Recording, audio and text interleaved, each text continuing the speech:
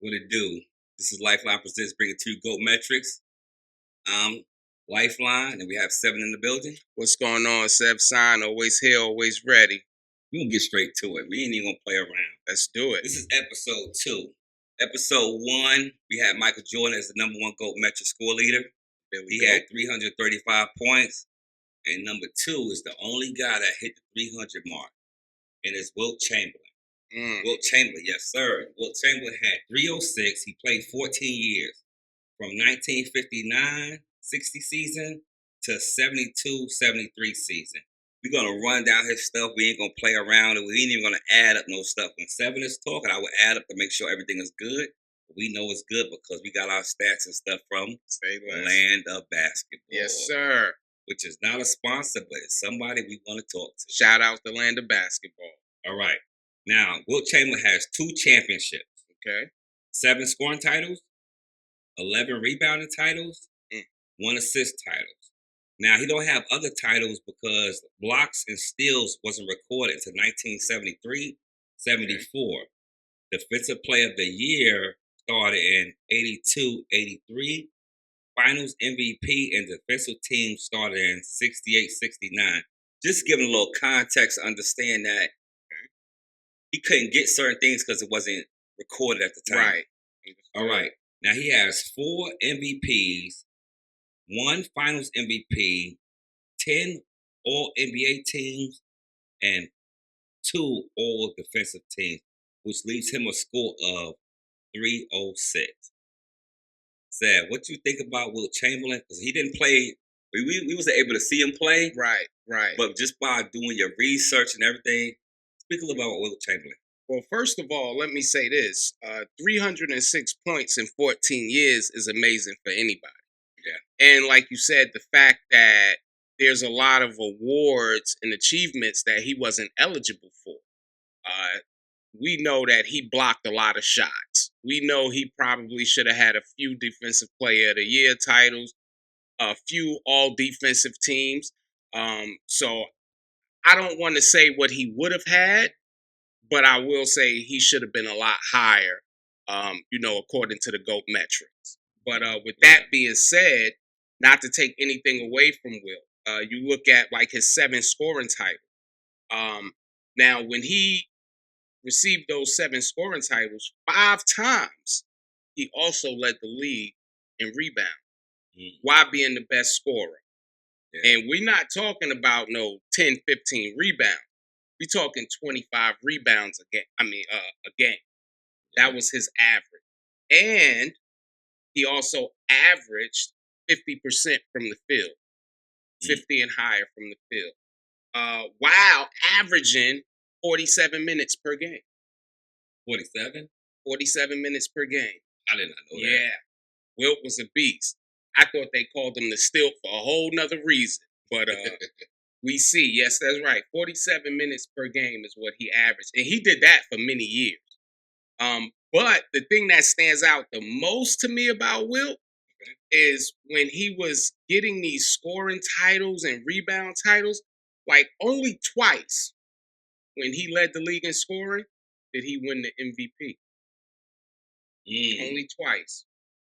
And I was like, wow, how amazing is that? So how amazing did he have to be to only win the MVP twice while leading the league in scoring? So we talking, over 30 points, over 25 rebounds, and he wasn't the MVP. So it made me wonder, like, who else was doing anything at the time? Like, what was the MVP stats looking like?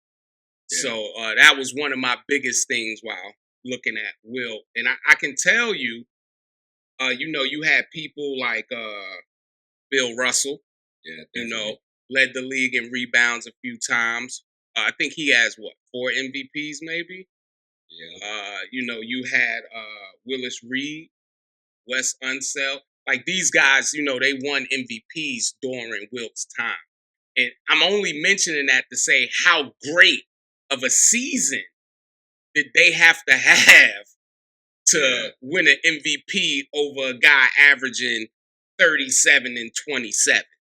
You know what I'm saying? So, but Wilt is amazing in every which way. second most scoring titles. Only second to Michael Jordan. Yeah. And correct me if I'm wrong, him and Mike, their career average for points are like neck and neck, right? Yeah, Mike has him by a little bit, and by you saying that, it's funny that you said that because I was thinking that because he has 7 scoring titles, only played 14 years, so half his time in the league that he led the league in scoring. That's big. Yeah, and what you brought me to the attention of that I want to elaborate on when you talk about his rebounding. See, people don't realize he's the all-time rebounder. That's right. He got over 20,000 rebounds. Whew. Which is ridiculous because some players that we think is great, don't even have 20,000 points. That's true. There's a lot of players that's Hall of Famers that don't have 20,000 points, but he got more rebounds than you do points, and you score in twos. Let that marinate. Right. You score every bucket you get is 2 points. Every rebound he got, he had to get each one. That's a fact. It was 1 for 1 with every rebound. Right. So his average for rebounds is 22 points a game for his career. That's crazy. So he averaged 30 and 22 for his career. Ooh. And you know what? I didn't take a look, but I'm curious. Who's the second, highest average for rebound? I believe it's Wilt. I believe it's Bill Russell. I have the paperwork somewhere, but I'm not going to worry about it. But I believe it's Bill Russell. Okay. I think Bill Russell averaged about 20 or close to 22. Okay. That's amazing. We get to him. He's not too far down the list. Okay, I would assume so. Yeah, he's not too far down the list. That's amazing. And then what I think was the most impressive, and I already knew this, but let him be 7 foot and led the league in assists. Yeah. And it's not just a simple fact like a player can't do it because we got Jokic who's able to do that. Easily. Yes. But at the time, a big man didn't dribble the ball like that. Right. That was like we played by position. That's right. So therefore, his points came from them giving it to him and then him finding someone. Right. But he made his effort to find it because they said he didn't pass. They said he shot too much. So he told them after the season ended, I'm looking over there, we got G in the building. We always got G in the building. Oh, yeah. So I'm looking over here and looking at him because we don't have an audience. So I'm looking at G. So if you see me looking over there, I'm looking at G. But the year before he led the league in assists, they told him that he couldn't score. He didn't pass the ball. So he made it his business. His scoring went down. Right. But he proved the point to let you know whatever I wanted to be great at, I could be great. It wasn't ridiculous numbers. It was like 8 points something, but you still was the best. And right now, by him doing that with the assist, he's the only player in NBA history that led in points, rebounds, and assists. Wow. Yeah, other guys left it in, steals and points or whatever. It may be because he let it in points and rebounds in the same year. That's right. That's right. Which is not that it's still hard. Right. But I get it because you getting the ball and you scoring. Yeah, but then we have players that led the league in scoring and assists. Right. It's different players that left the league in different things. But for him to be 7 foot and from the average 50 for 1 year, and still the only player to have 4,000 points in one season. That I didn't know. I think that was the most astonishing thing to me. Because what did you say? Mike's highest was like 30 something. I don't know if it's 32. Yeah. But you gotta think the other guys' average is like 37. Right. Like I think it's other players that might have averaged 40, like back in the 60s or 70s. But his scoring average is so ridiculous that, when they say stat man, he's stat man. Oh, no. And keep in mind, just in case, a lot of people don't know, Wilt averaged, I want to say for a career or his first 10, 12 years, 80 games per season. He didn't miss games. This was a guy that played he showed up every time and played every time. Like he didn't come to play around. He didn't take a break.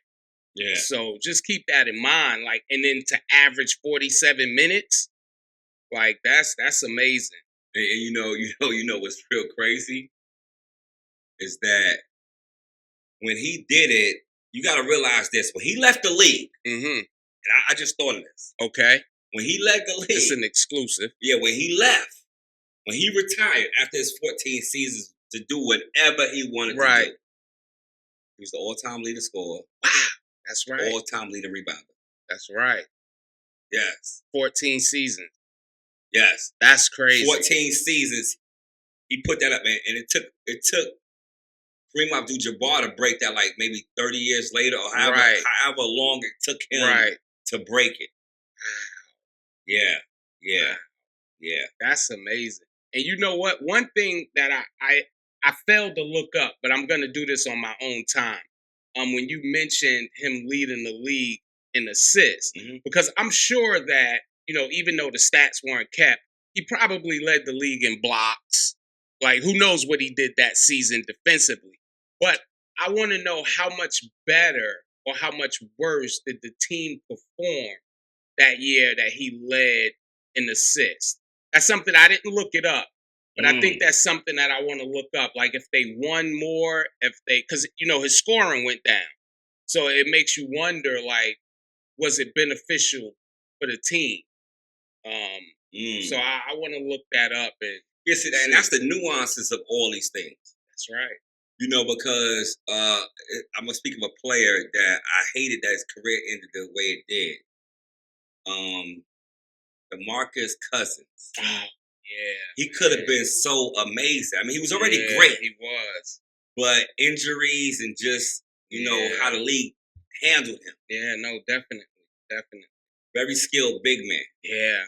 Very skilled. I thought he was going to be one of the best, man. If he would have kept it up, because he had a hell of a run. Yeah.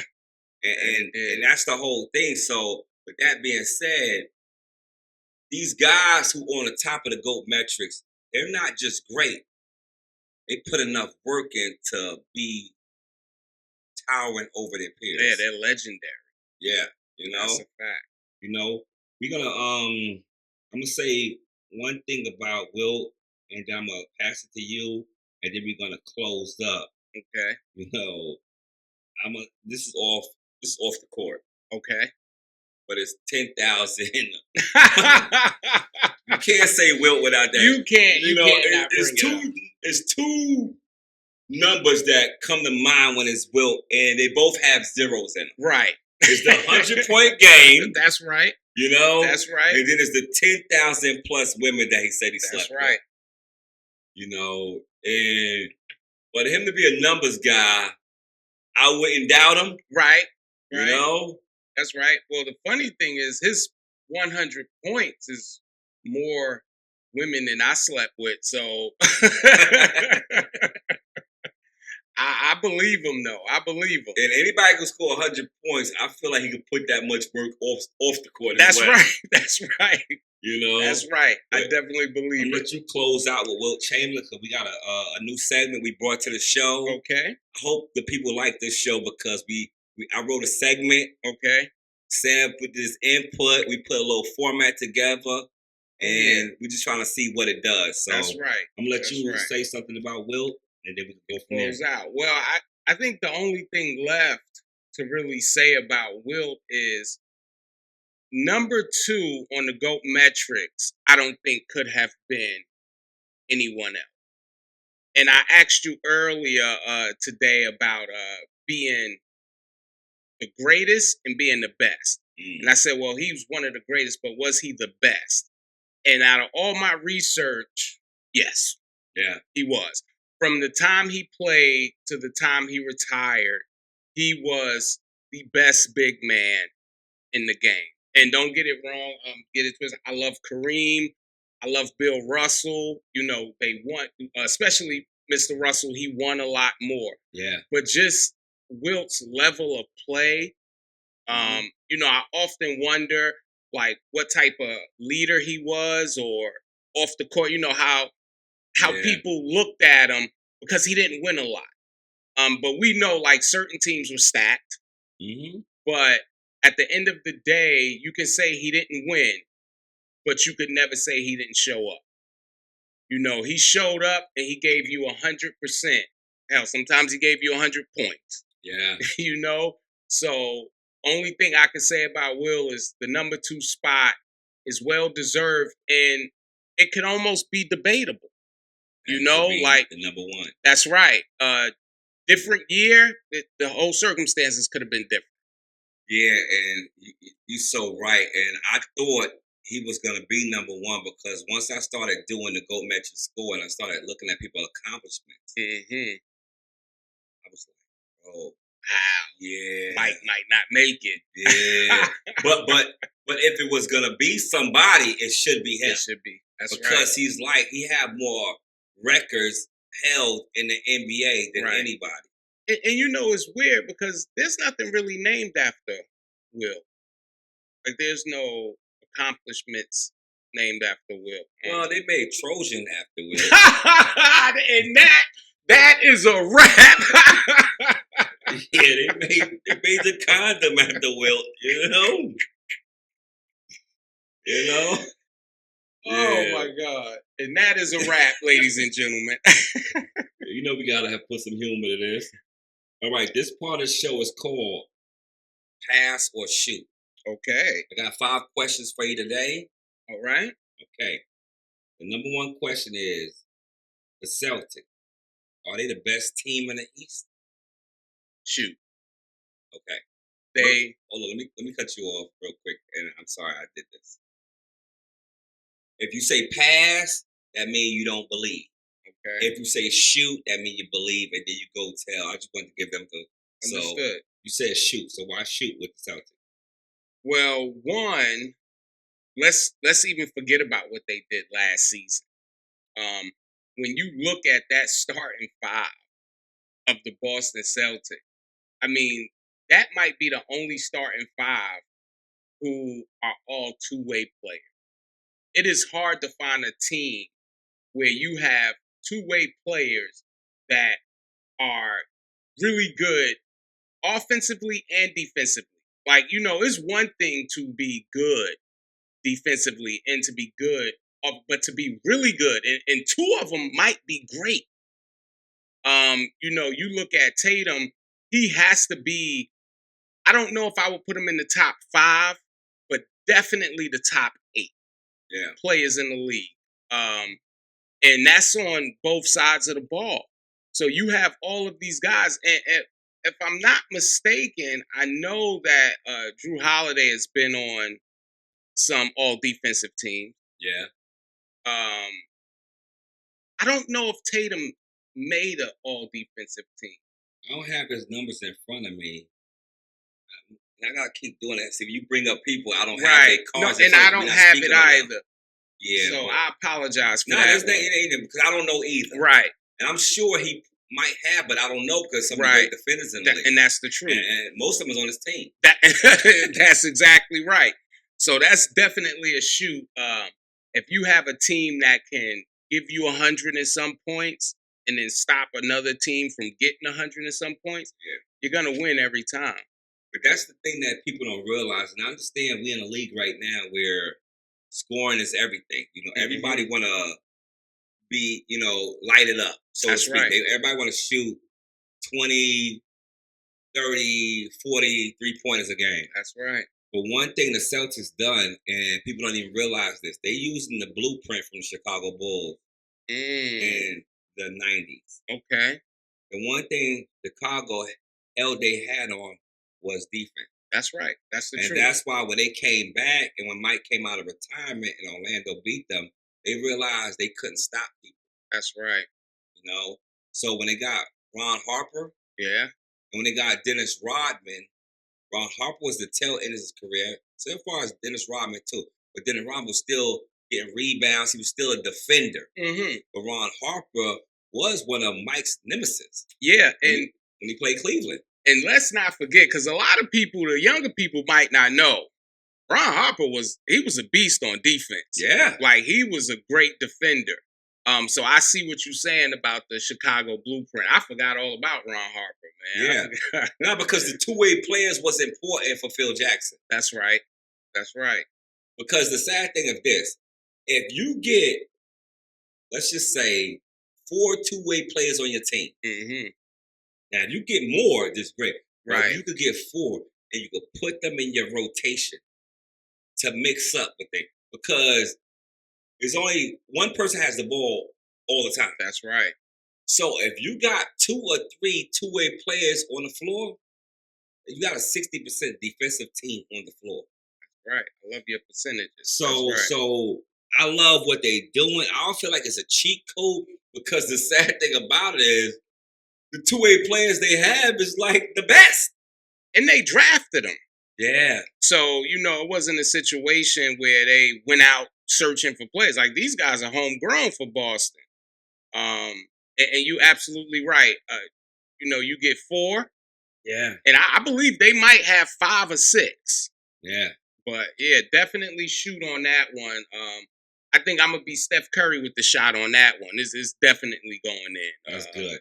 Now we're going to go to question number 2. Okay. Is Jokic the leader for MVP? I tried my hardest to stay away from this question. I did. Because better than anybody how critical I was of Jokic. That's why I wrote it for you. Yeah. One time, I may have called Jokic the worst MVP in history. I think I said that. Behind Steve Nash. I believe you said that. Yeah, that's right. I did. Yeah. I said that. Let's be clear. Let me make all the enemies that I can today. But no, not only is Jokic leading the way, so I'm shoot. Oh, so you shooting? I'm shooting. I'm surprised. Shooting. I know. I tried to put everybody in front of him. I did. I started with KD because that's my guy. Okay. I went down to Luka. I went to Embiid.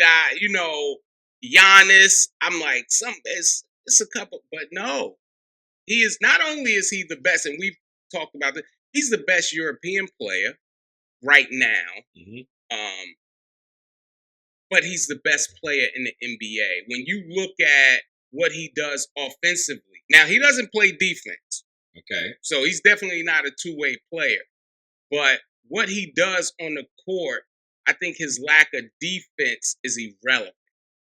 When you have a guy that can get you 30 points, 14 rebounds, and 10, 12 assists, I don't think it matters if he played defense. I just think you need the rest of the guys to show up, Yeah. But he, when you look at that center position, like you talked about with Wilt, somebody to pass the ball. A lot of Wilt's passes came from the inside. Okay. This guy is coming down the court like Magic Johnson, throwing lobs. You know what I'm saying? Behind the back passes. And he's almost like a mountain. Like, he's hard to defend. Yeah. Like, you got 3 hands in his face, an elbow. His expression doesn't even change, man. Yeah, he's like one of them. He's a grown man. Yeah. But he's like that kid on Ritalin. But it's doing amazing things. You see even aware of what he's doing. He's Forrest Gump. Yeah. So but let me say something, all jokes aside. Right. I knew you wouldn't like this question because you're a big Embiid fan. I am. And I'm surprised that you said his lack of defense don't really matter because all the other things he does great. I knew that hurt you. It did, to the core. I knew that hurt you. And the funny thing about it is, you just said how the Celtics have the best two-way players, and defense is such important. Yeah. And and the sad thing, Jokic is what he is. Yeah. He is what he is. And I hate to say it too, but as much as I pick, you pick Embiid over Jokic. I do. I pick Giannis over Jokic. That's right. Because of the defense, I think you do it as well. That's right. And Embiid is probably the best scorer out of both of them, all of them. Right. And the best defender. You think over Giannis? I think so. Well, I'll say this much. I think that Embiid and Giannis defensively could be 1A and 1B. I got you. But like you said, the offense makes the difference. It gives him the edge. Embiid has a lot of moves. Yeah, definitely. He has a lot of moves. When he plays. Yeah. So that's why I had to give it to Jokic right now. I mean. Yeah, because Embiid cooks Jokic. Oh, yeah. He will definitely. All the time. All right. That was a good one. I'm glad I wrote that just for you. That was like an early Christmas gift. All right. The third question on Pass the Shoot. Are the Lakers contenders in the West? Pass. Oh, yeah, I'm passing on it. The reason that I'm passing on the Lakers is because the West has a lot of good teams. Okay. So I think that, we just talked about Jokic.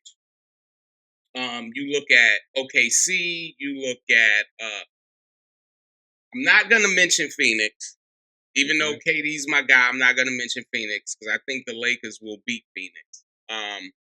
But there's so many other teams on the West that I believe LA won't stand a chance against. Okay. And OKC being one of them.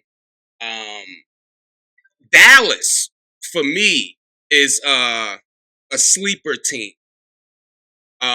I think that Dallas is going to be that team on the West that we don't expect to go as far as they do. And teams like that, I believe, are going to knock the Lakers out of contention. And don't get it twisted. I always believe if you have LeBron in a basketball, you have the opportunity to make it all the way. Yeah.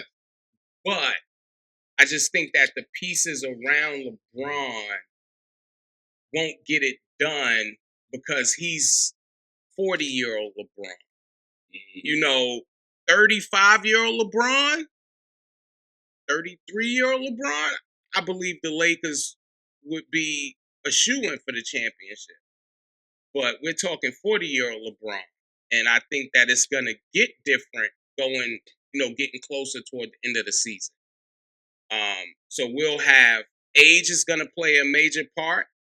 And then is Anthony Davis, who I do believe is another one of the best big men in the league, two-way player. Is he going to stay healthy? Yeah, and I was surprised with you with that one because even most people would say pass on it, but just because Anthony Davis is having the season he's having, and it has Connect, and then it has Austin Reeves, and then they have D'Lo, they have enough pieces. Tomorrow, whatever. I don't know. Tomorrow, yeah, and he's one of my favorite pieces that they picked up and on I think LA. right now with the new coach, I just think that they just haven't gelled yet. Mm-hmm. But I believe that if all the players play good at the same time, because it's just saying contender, it ain't saying they're gonna win. Right. It's just saying will they be maybe in the top 4. And I think that teams like Dallas, OKC, I don't really believe in Sacramento, and I'm feeling a certain type of way about Memphis right now. You don't believe in them? I don't. I don't. And New Orleans for that matter, but there's a lot of teams on the West that I think at the end of the day, they're going to knock LA out of contention because I don't believe, and again, shout out to LeBron for doing what he does for so long, but I just don't think he's going to be what he needs to be when they need him to be it.